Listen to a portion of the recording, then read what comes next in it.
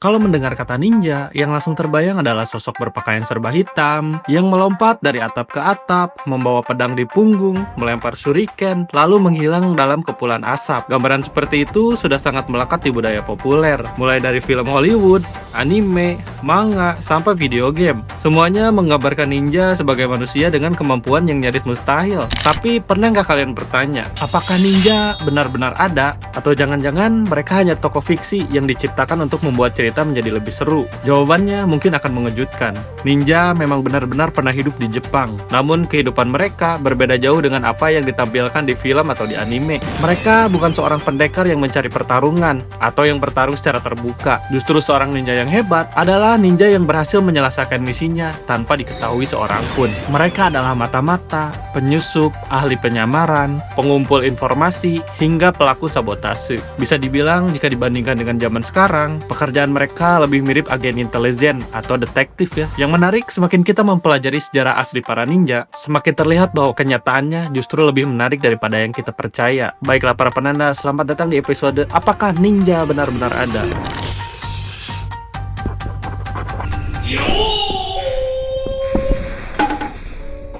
Untuk memahami asal-usul ninja, kita harus kembali ke Jepang sekitar 1000 tahun yang lalu. Saat itu, Jepang belum menjadi negara damai seperti sekarang. Kekuasaan pemerintah pusat masih lemah, sementara beberapa daerah masih dikuasai oleh para daimyo, yaitu para bangsawan yang memiliki wilayah dan pasukannya masing-masing. Hampir setiap saat terjadi peperangan. Hari ini dua wilayah bisa menjadi sekutu, besoknya bisa saling mengkhianati demi memperluas kekuasaan. Dalam kondisi seperti itu, kekuatan militer memang sangat penting, tapi informasi seringkali jauh lebih berharga daripada jumlah pasukan. Bayangkan, jika seorang daimyo mengetahui jumlah tentara lawannya, letak gudang makanan mereka, jalur masuk menuju benteng, atau waktu ketika penjagaan sedang lengah. Informasi sekecil apapun bisa sangat menentukan kemenangan, tanpa harus mengorbankan ribuan prajurit. Masalahnya, pekerjaan seperti menyusup, mencuri informasi, atau memata-matai musuh dianggap tidak terhormat oleh para samurai. Para samurai hidup berdasarkan kode Bushido, yang menjunjung tinggi keberanian dan pertarungan terbuka. Ibaratnya ya, mereka nggak mau saling tusuk dari belakang lah. Mereka pengen buy one langsung teman-teman depan lawan depan. Karena itulah dibutuhkan orang-orang yang dianggap mampu untuk menyelesaikan pekerjaan kotor ini dalam tanda kutip. Seorang pekerja yang bekerja di balik bayangan. Mereka tidak mencari kehormatan. Mereka hanya memastikan satu misi berhasil. Dan disinilah perlahan lahir kelompok yang dikenal sebagai ninja. Kalau selama ini kita mengira semua ninja itu berpakaian hitam, pakai penutup topeng, bawa pedang di belakang, kenyataannya justru kebalikannya.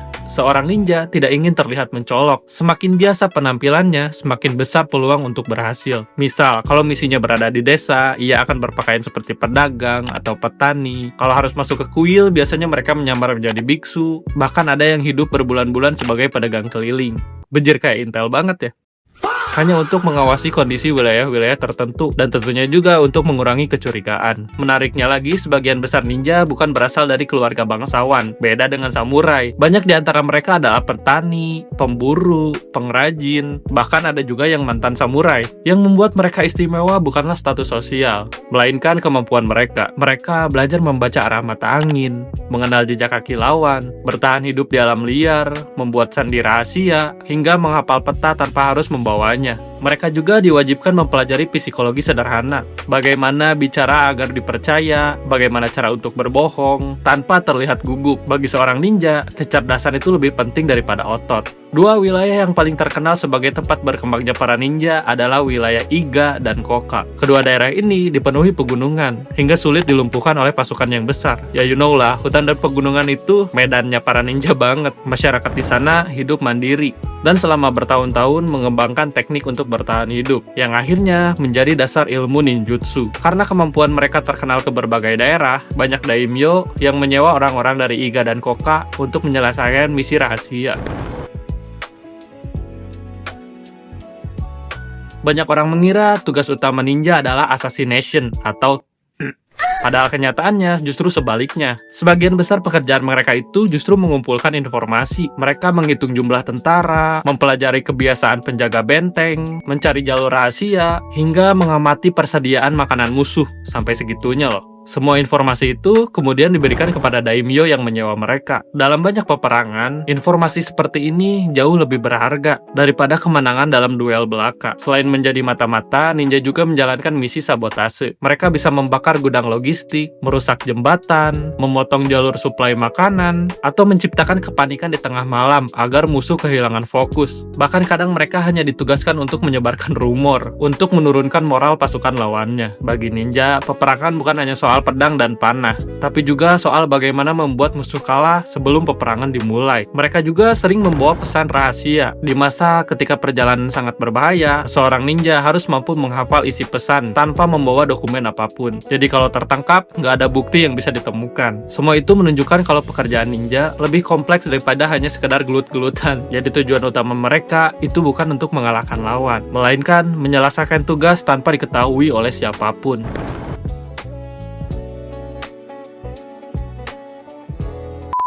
Kalau mendengar kata ninjutsu, mungkin yang langsung terdengar adalah bisa jurus menghilang, berjalan di atas air, atau bisa kagebunshi no jutsu. Padahal sejarah menunjukkan hal yang jauh lebih realistis. Ninjutsu memang benar-benar ada, tapi bukan kumpulan ilmu sihir. Ninjutsu adalah kumpulan teknik bertahan hidup, penyamaran, pengintaian, sampai strategi perang. Bisa dibilang, ninjutsu lebih mirip ilmu intelijen daripada ilmu seni bela diri. Seorang ninja harus mempelajari banyak keterampilan sekaligus. Mereka belajar mengenali cuaca, menentukan arah, mengendalikan binatang, hingga bertahan hidup dengan makanan yang sangat terbatas. Mereka juga dilatih untuk tetap tenang dalam situasi yang berbahaya. Salah satu kitab ninjutsu yang paling terkenal adalah Bansen Shukai yang disusun pada abad ke-17. Isinya membahas teknik penyamaran, strategi, cara mengumpulkan informasi, hingga etika seorang ninja. Menariknya, hampir tidak ada pembahasan soal ninjutsu yang kita kenal, seperti berjalan di atas air dan lain-lain. Justru buku tersebut menekankan bahwa senjata paling berbahaya adalah kecerdasan dan kesabaran.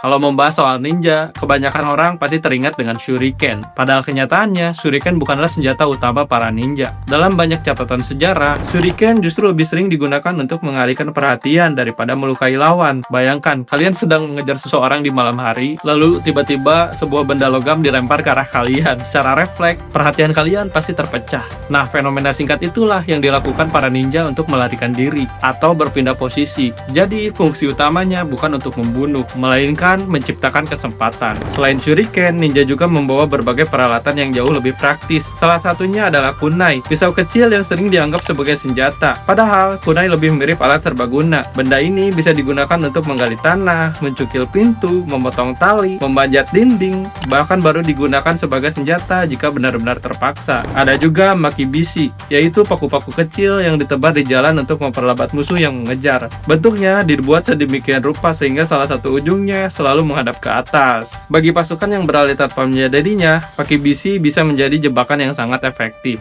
Ninja juga menggunakan tali, kait besi untuk memanjat tembok, hingga bom asap sederhana yang dibuat dari campuran bahan-bahan alami. Bom asap ini bukan membuat mereka menghilang secara ajaib, melainkan menciptakan kepulan asap selama beberapa detik hingga bisa mengelabui lawan.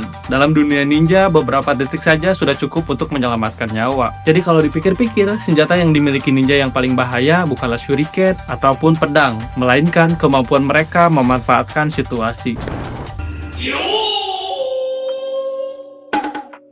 Selama ratusan tahun, kisah para ninja terus berkembang dari mulut ke mulut. Ketika memasuki era film dan anime, cerita tersebut menjadi semakin dramatis, hingga sulit dibedakan mana fakta dan mana legenda. Salah satu mitos yang paling terkenal adalah di mana kalau ninja itu harus berpakaian serba hitam. Padahal pakaian hitam yang kita kenal sebenarnya berasal dari teater tradisional Jepang. Para kru panggung memakai pakaian hitam agar dianggap tidak terlihat oleh para penonton. Lambat laun, gambaran itu mulai dipakai untuk menggambarkan ninja di panggung, lalu terus diwariskan hingga ke film modern. Mitos lainnya adalah ninja memiliki kekuatan supranatural. Mereka bisa ngilang gitu aja, bisa berjalan di atas air, bisa nyemburin api, bisa ngeluarin listrik, atau sampai memanggil hewan. Sampai hari ini, nggak ada bukti sejarah yang mendukung cerita itu. Yang ada hanyalah teknik penyamaran yang sangat baik, penguasaan medan, penggunaan asap, serta kemampuan bergerak cepat tanpa menimbulkan suara. Bagi orang yang melihatnya dari kejauhan, semua itu memang tampak seperti sihir. Padahal sebenarnya sebenarnya itu adalah hasil latihan mereka selama bertahun-tahun. Ada juga anggapan bahwa para ninja selalu menjadi musuh para samurai. Faktanya justru nggak seperti itu. Banyak ninja yang bekerja untuk para daimyo yang juga memiliki pasukan samurai.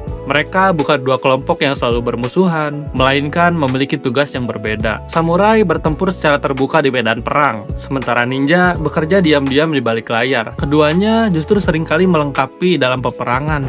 Yang terakhir, banyak orang mengira kalau seorang ninja itu adalah pembunuh bayaran. Padahal sebagian besar dari mereka berkaitan dengan pengintaian, penyusupan, dan pengumpulan informasi. Jika seorang ninja melakukan pembunuhan, itu adalah hal paling terlahir atau yang paling mepet dilakukan oleh seorang ninja. Bahkan dalam banyak kasus, seorang ninja dianggap lebih berhasil jika pulang tanpa melukai siapapun.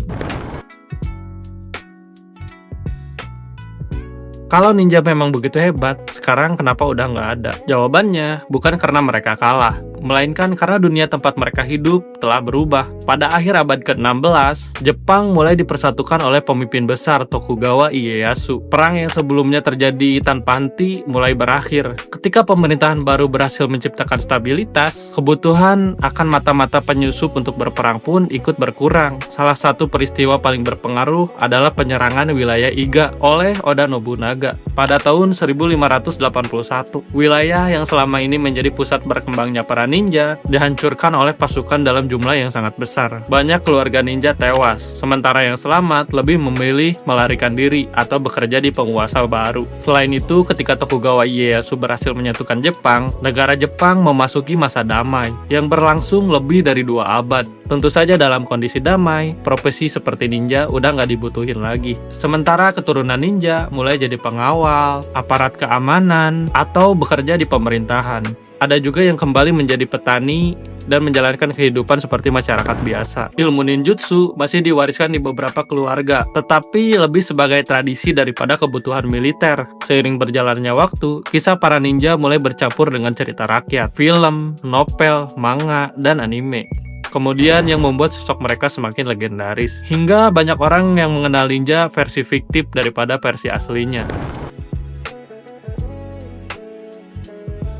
Jadi benarkah ninja pernah ada? Jawabannya iya. Namun bukan manusia dengan kekuatan ninjutsu yang super gaib, bisa ngilang, bisa jalan di atas air, bisa nyembur api, bisa ngeluarin listrik ya. Ninja adalah orang-orang biasa yang terlatih dan memiliki kemampuan luar biasa di bidang intelijen. Mereka memahami bahwa peperangan tidak melulu dimenangkan oleh pertempuran. Mungkin justru disitulah letak kehebatan para ninja. Mereka tidak mengincar jabatan, tidak mengincar kehormatan seperti para samurai. Bahkan sebisa mungkin tidak ada yang mengetahui keberadaan mereka.